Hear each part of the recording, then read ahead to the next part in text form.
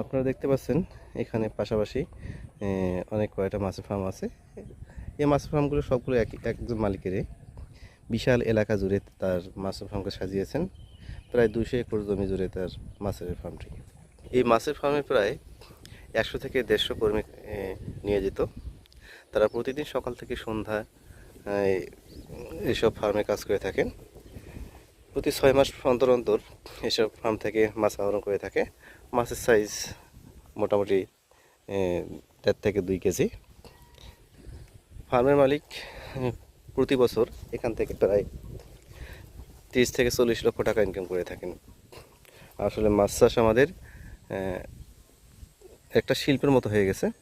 যদি মাছ চাষকে আমরা ভালোভাবে করতে পারি, তাইলে আমরা এখান থেকে যেমন বিশাল একটা অ্যামাউন্ট অর্জন করতে পারবো, তেমনই বিশাল একটা সংখ্যক জনগোষ্ঠীকে আমরা কর্মসংস্থানের ব্যবস্থা করে দিতে পারবো।